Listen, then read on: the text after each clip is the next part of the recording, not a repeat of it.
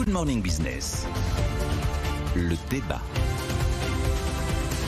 Et ce matin, en journal de 6h30, Caroline Morisseau nous donnait les contours de la future réforme de l'assurance chômage. On a plusieurs pistes, notamment une nouvelle baisse de la durée d'indemnisation en cas d'amélioration de la conjoncture. Ça va servir à quoi cette réforme? Est-ce que c'est pour faire des économies ou est-ce que c'est pour aller plus vite sur le plein emploi? Alors ma réponse est nette, catégorique et définitive, c'est pour faire des économies. Parce que les deux éléments centraux qui sont actuellement annoncés consistent dans tous les cas à retarder l'entrée dans l'indemnisation. Que ce soit effectivement en exigeant plus de mois de travail pour avoir accès à l'assurance chômage, aujourd'hui c'est 6 mois sur les 24 derniers mois, peut-être que demain ce sera 8 mois ou 10 mois, ou alors en allongeant le délai de carence. Aujourd'hui le délai de carence est variable, il peut aller jusqu'à 6 mois. Si vous quittez une entreprise après une grosse indemnité de licenciement ou un gros chèque après une rupture conventionnelle, on considère que vous en avez sous le pied et avant de toucher l'assurance chômage, vous êtes a priori bien placé pour retrouver un boulot, donc on vous impose un délai pendant lequel vous n'avez pas accès à l'indemnisation. Dans les deux cas, vous retardez l'entrée dans l'indemnisation. Retarder l'entrée dans l'indemnisation ne facilite pas le retour à l'emploi. Par contre, ça permet effectivement d'avoir moins de gens indemnisés, donc de réaliser des économies.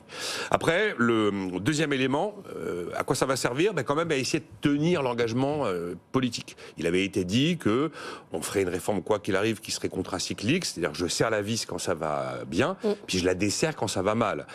Décider par exemple qu'on va abaisser la durée d'indemnisation de aujourd'hui 18 mois à 12 mois au moment où le taux de chômage est en train de remonter, c'était pas l'idée de départ. On rompt l'engagement politique. Donc là, quand on dit, et c'est l'information de Caroline Morisseau, il y aura une baisse de la durée d'indemnisation si le taux de chômage passe à 6%, on en est loin, on est à 7,5%, là on est conforme avec la parole publique. Donc deuxième élément, je tiens parole. Premier élément, je fais des économies, parce que toutes les études empiriques montrent que le seul paramètre qui va faciliter le retour vers l'emploi ou le précipiter, et donc aller vers le plein emploi, c'est justement la durée d'indemnisation. Plus vous la réduisez, plus effectivement vous incitez les gens à sortir de l'assurance chômage le plus vite possible. Et le troisième élément, à quoi elle sert? Elle sert à confirmer la reprise en main par l'État du système d'assurance chômage et de l'UNEDIC. C'est maintenant très clair. Comment va se passer cette réforme? C'est un décret qui arrive le 1er juillet.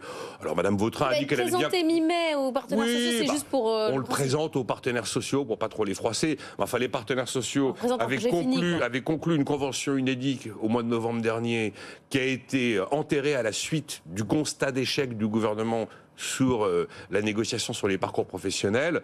Bon, on leur fait suffisamment de bras d'honneur pour essayer de leur montrer le décret avant, mais ça ne changera rien. Donc la reprise en main et un coin supplémentaire enfoncé dans le paritarisme, voilà à quoi, encore une fois, sert cette réforme. Nota bene d'ailleurs, le fait d'avoir dénoncé la convention UNEDIC fait que la baisse de cotisation chômage patronale qui était inscrite dans cette convention UNEDIC est totalement caduque. Et donc c'est une baisse de prélèvement obligatoire qui avait été validée et qui disparaît. Jean-Marie Daniel, votre avis?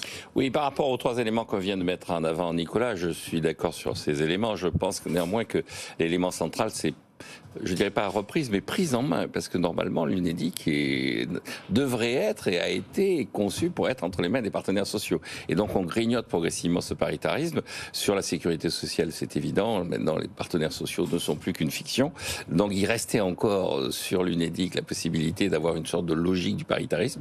Elle est totalement menée, sapée par les décisions du gouvernement. Je crois que ça c'est l'essentiel. Mais vous trouvez ça bien ou vous trouvez ça pas bien? Moi je pense qu'effectivement le paritarisme a échoué. Alors vous avez deux solutions face à ça. La première solution, c'est un peu le discours de Bruno Le Maire. On va refonder l'État-providence, repenser l'État-providence. C'est l'État qui va le faire. Moi, je pense qu'il faut privatiser. C'est-à-dire qu'à partir du moment où vous avez... Quelle question? Je sais pas, à partir du moment où vous avez un échec, vous avez trois possibilités. C'est l'État, les partenaires sociaux ou le privé. Oui. L'État a montré sur la sécurité sociale que plus il montait en puissance, plus il y avait de déficit. Sur l'UNEDIC, c'est pareil. Au fur et à mesure qu'il monte en puissance, regardez les projections. Et c'était le premier élément qu'a mis en avant Nicolas, c'est l'élément financier. On nous avait annoncé, vous regardez les projections systématiques d'évolution de la dette, la dette de l'UNEDIC a culminé à 64 milliards.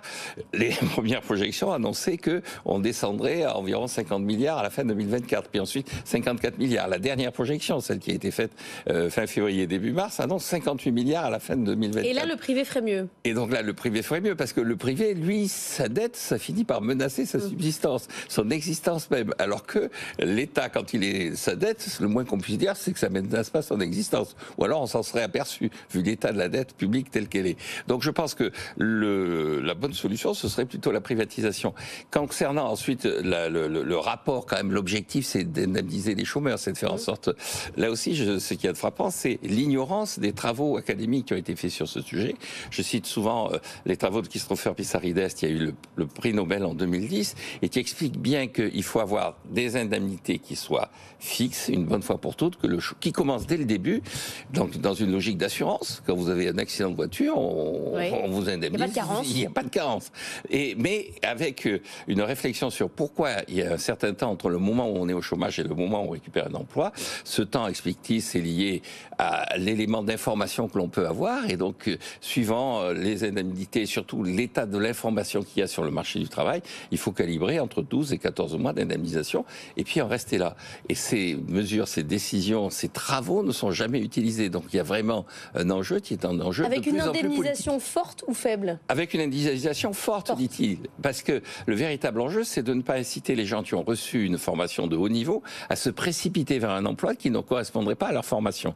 Et donc, il faut une indemnisation forte. Et pour ceux qui n'ont pas une formation, qui sont dans des métiers qui sont en train de disparaître, les obliger à faire une formation en conformité avec l'avenir du marché du travail. Grosse indemnité avec une durée plus courte, effectivement, ce serait un assez bon choix politique, je pense. Je suis assez d'accord avec Jean-Marc là-dessus. Merci à tous les deux. On va reparler des relations entre la France et la Chine avec notre invité Hervé Macheneau, l'ancien PDG de la division Asie-Pacifique d'EDF.